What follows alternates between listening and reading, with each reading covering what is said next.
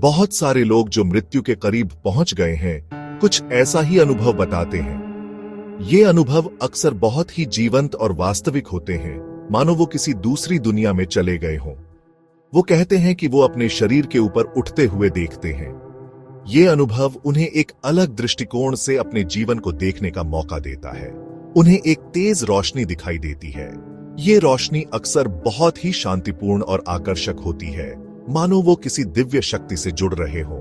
कुछ लोग तो ये भी कहते हैं कि उन्हें अपने गुजर चुके प्रियजन दिखाई दिए। ये मुलाकातें बहुत ही भावुक और सुकून देने वाली होती हैं। इन अनुभवों को नियर डेथ एक्सपीरियंस यानी एनडीईज कहते हैं और ये आश्चर्यजनक रूप से आम हैं। ये कहानियां हमें जीवन और मृत्यु के बीच के संबंधों पर विचार करने के लिए प्रेरित करती हैं। एक अध्ययन में पाया गया है कि लगभग 20% लोग जिन्हें कार्डियक अरेस्ट आया था, उन्होंने एनडीई होने की बात कही। ये आंकड़े हमें सोचने पर मजबूर करते हैं कि क्या वाकई में मृत्यु के बाद भी कुछ है। ये कहानियां इस बारे में रोचक सवाल उठाती हैं कि जब हम मरते हैं तो क्या होता है।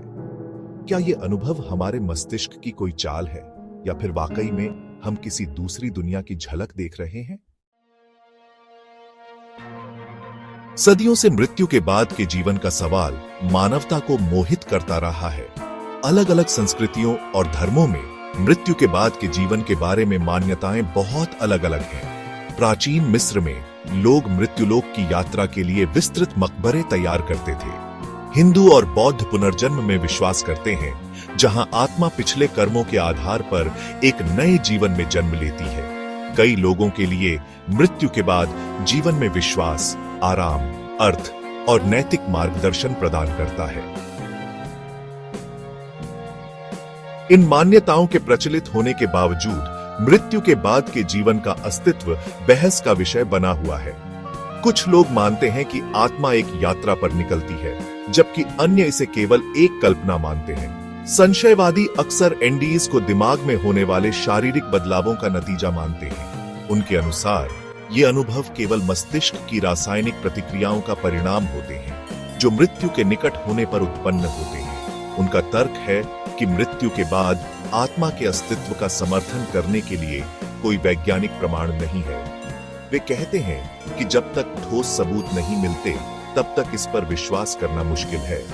फिर भी कुछ शोधकर्ता मानते हैं कि चेतना पूरी तरह से भौतिक मस्तिष्क पर निर्भर नहीं हो सकती है।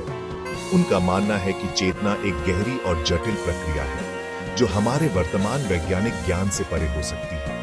उनका सुझाव है कि एनडीईज हमारी वर्तमान समझ से परे एक वास्तविकता की झलक हो सकती है। वे कहते हैं कि ये अनुभव हमें एक नई दिशा में सोचने के लिए प्रेरित कर सकते हैं और शायद आत्मा की यात्रा के रहस्यों को उजागर कर सकते हैं।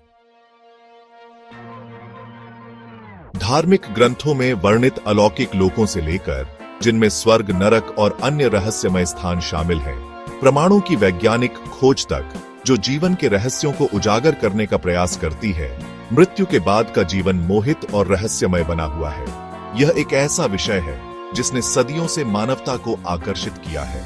जहां कुछ लोग स्वर्गीय स्वर्ग या पुनर्जन्म के चक्र के बारे में सांत्वना पाते हैं और अपने प्रियजनों से फिर से मिलने की उम्मीद करते हैं, वहीं कुछ लोगों को इस विचार में शांति मिलती है कि मृत्यु हमारे अस्तित्व का अंत है और यह जीवन का एक स्वाभाविक हिस्सा है। मृत्यु के बाद क्या होता है, यह सवाल जीवन के सबसे बड़े रहस्यों में से एक बना हुआ है और यह हमें सोचने पर मजबूर करता है, जो हमें खुले दिमाग और आश्चर्य की भावना के साथ अज्ञात का पता लगाने के लिए आमंत्रित करता है। ये यात्रा हमें अपने अस्तित्व के गहरे अर्थ की खोज करने के लिए प्रेरित करती है।